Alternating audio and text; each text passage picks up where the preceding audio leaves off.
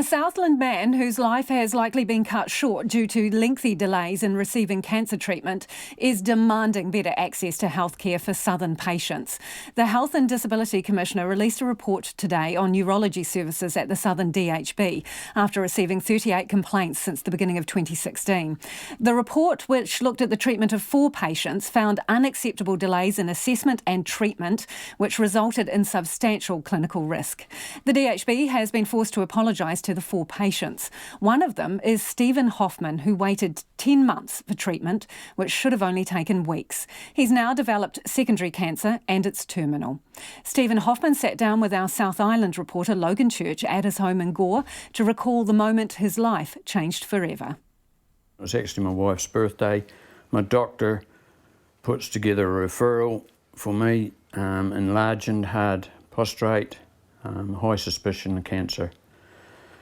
So that goes in and it gets triaged in the hospital, triaged semi-urgent within 6 weeks to be seen. And we received a letter a few days later telling us this, but there was a sentence below it that actually said, currently the estimated wait time for your appointment is 12 weeks. So we immediately think 13 weeks because we knew what was going on. And it's just normal. It was normal for people to think that they weren't going to be seen on time, things like that. So anyway, along with a couple of strikes in the hospital system, 2 24-hour strikes, junior doctors, it got close to Christmas and I just said to my wife, I said, well, I'm not going to get seen this year, so consequently it rolled into next year. And so we got an appointment, and on the 20th of February we have this appointment. And basically the hospital says after I got triaged, I got lost in the system. 5 months had gone by. Should have been seen and done in 61 days. The surgeon, he said to me, if he'd known about it, you would have been seen, all done in 61 days. That would have probably meant that I wouldn't have needed any radiation, chemo, gone through all that, and I would have been ready for work at the start of 2017, and I would have been out in the workforce making money for the country as a taxpayer. As it is, I'll never work again. I sit here now, I'll never be able to work again. And what was your quality of life like during that 10-month period? Oh, well, no, it wasn't that good. I mean, up until I got seen on the 20th of February, I had really bad problems. They were feeding me different pills to make me pee and everything. And then he shoved that in me and they drained out quite a bit of fluid out of me that was retained in retention, which can cause infection, which luckily it didn't happen to me, but I'm sure there's people out there that they're holding back on working on that are in that situation. So I'd been driving a log truck. On that day, on the 20th of February, they stuck a catheter in me, so for the next 19 weeks I drove that log truck with this blooming catheter in me, and it actually was quite funny. A couple of times I pinched that bag and there was bloody stuff running everywhere. I'm telling the guys to get out of the road on the skid site and turned it into a bit of a laugh. So what happens after that? You also developed secondary cancer though during this time, didn't you?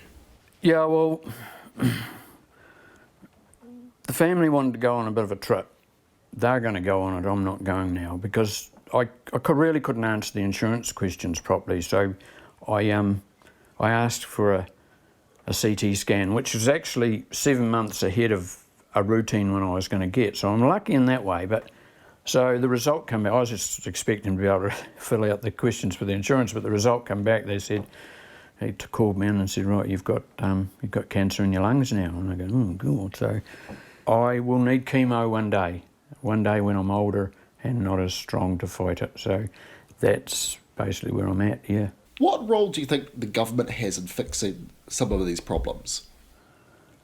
Well, for a starter, I want to call them to task. I mean, the government they skite about a $7.5 billion surplus. Hell, that's great. That's damn great. We've got a health system falling to bits.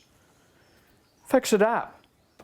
once you've got that running bloody sweet, then skite about whatever surplus you got. I mean... Because what's the impact of not doing that? Well...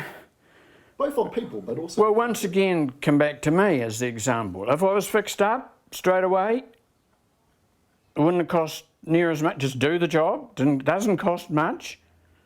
And then I go out in the workforce and I make a lot of money for the country and myself. But, so, that's about it. It's to get your workforce fit and healthy to work as best you can. Yeah, and the only way, the cheapest way to do that, when someone presents themselves to you, is do it now, before it festers into something worse. And that's Stephen Hoffman there talking to our South Island reporter Logan Church.